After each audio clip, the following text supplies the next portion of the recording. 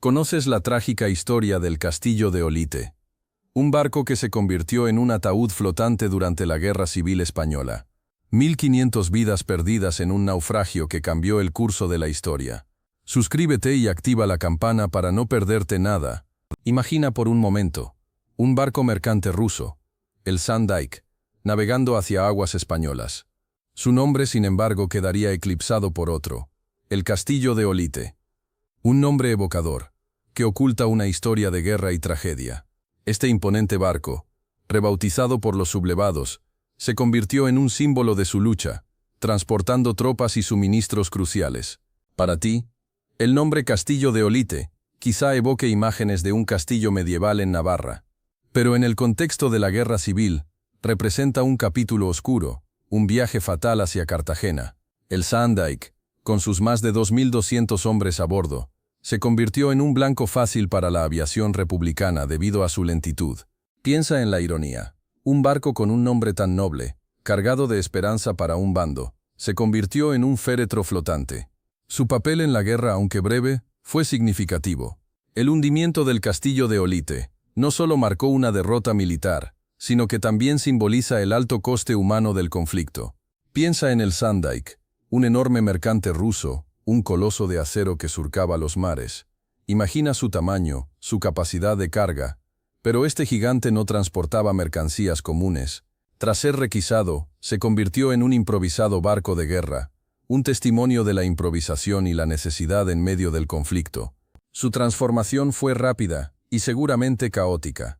Los marineros rusos, seguramente desconcertados, debieron adaptarse a una nueva realidad. El barco, diseñado para el comercio, ahora se preparaba para la guerra. Se le añadieron armas, probablemente de forma apresurada, convirtiéndolo en un objetivo fácil para la flota republicana. A pesar de su nuevo rol bélico, el Sandaik seguía siendo un barco lento, un gigante torpe en el mar embravecido de la guerra civil. Su falta de velocidad lo convirtió en un blanco fácil para los barcos republicanos más rápidos y mejor equipados. Llevaba a bordo a más de 2000 hombres, muchos de ellos destinados a reforzar las filas de los sublevados en Cartagena. Una apuesta arriesgada. Piensa en 2200 hombres apiñados en las entrañas del Sandaik. Soldados, muchos de ellos jóvenes, con la esperanza de llegar a Cartagena y reforzar las líneas nacionalistas. Muchos creían en la causa, otros buscaban simplemente escapar del caos de la guerra, un trabajo, un respiro. Para todos ellos, el viaje representaba una apuesta arriesgada, una mezcla de fe ciega y desesperación.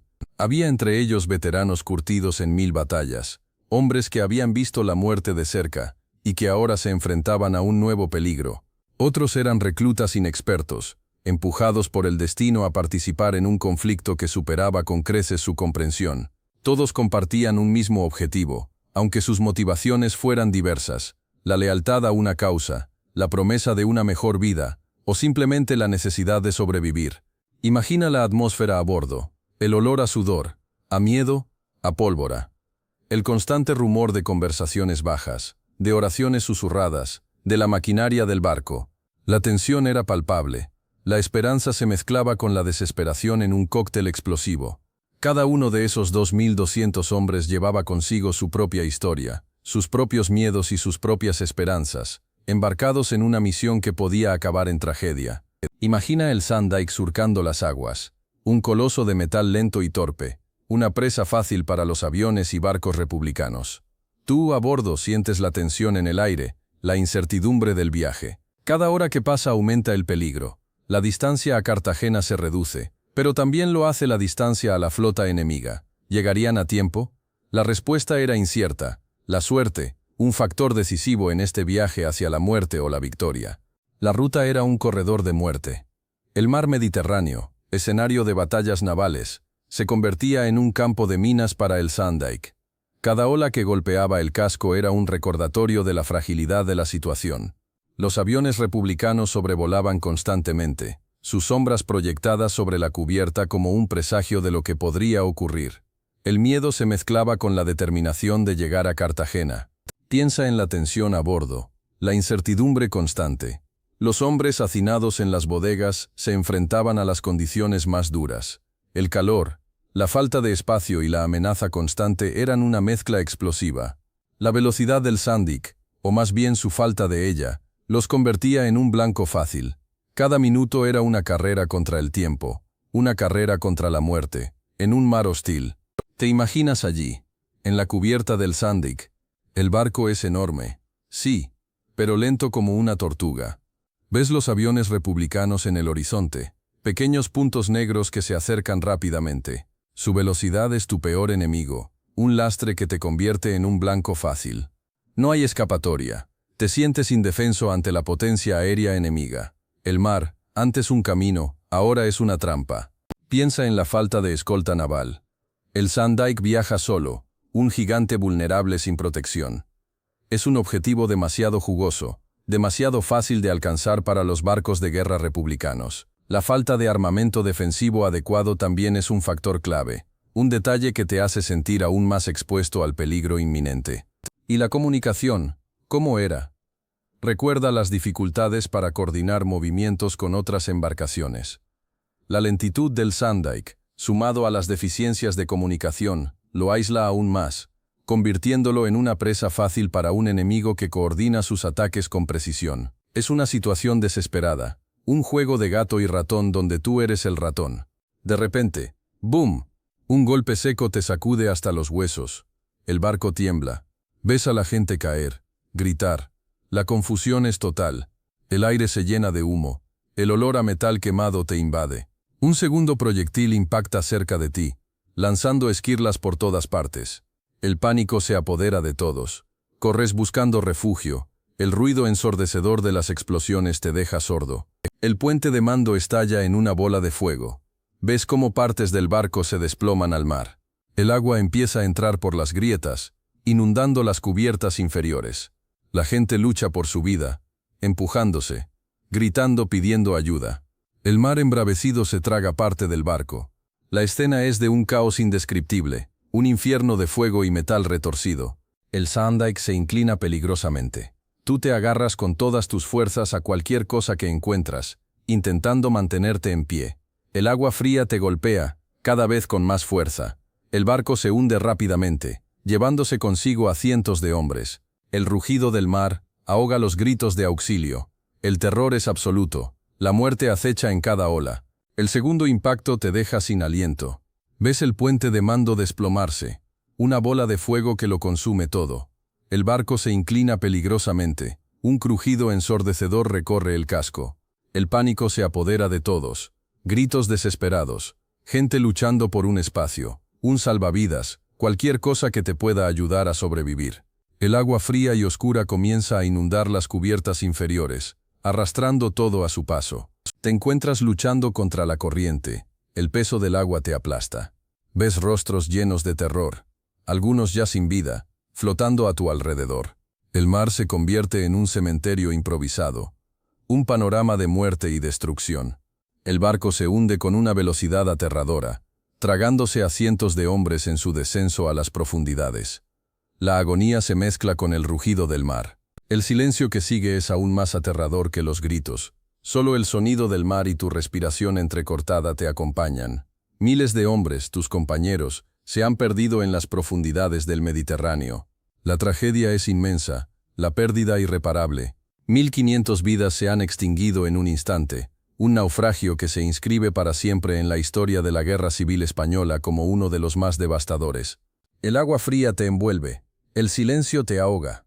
Ves cuerpos a tu alrededor, rostros distorsionados por la muerte. El olor a pólvora y a mar se mezcla con el hedor de la tragedia.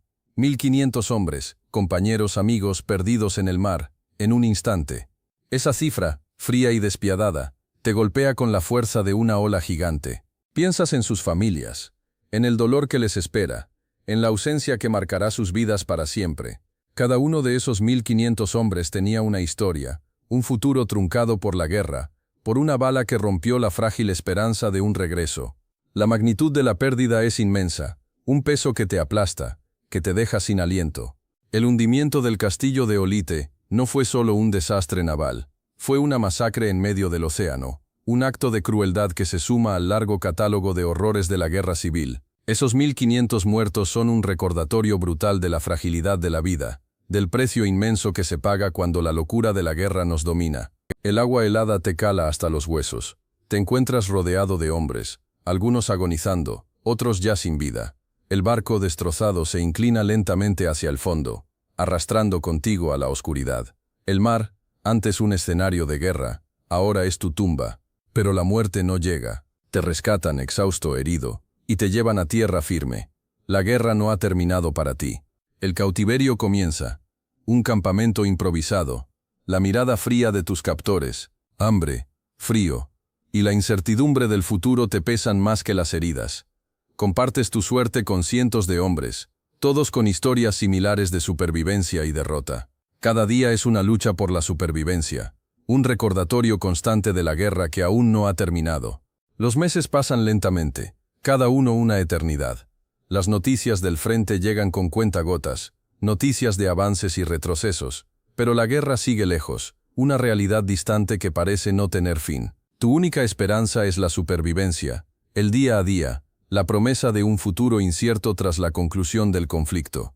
La guerra te ha robado todo, pero no la voluntad de vivir. El frío te cala hasta los huesos, pero el frío del agua es menos intenso que el del olvido.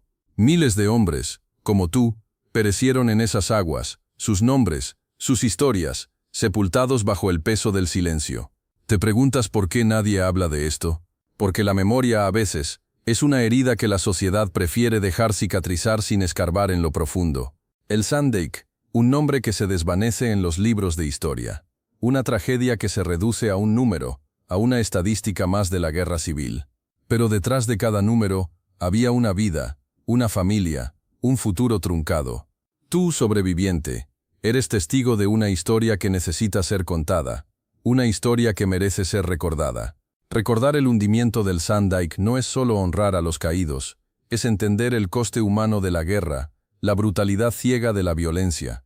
Es comprender que la paz no se construye sobre el olvido, sino sobre la memoria y el aprendizaje de los errores del pasado. Es tu deber, como testigo, mantener viva la llama de la memoria, para que tragedias como esta no se repitan. Espero que te haya resultado interesante esta historia. Si te gustó, dale like y suscríbete para más. ¿Qué te pareció el destino del castillo de Olite?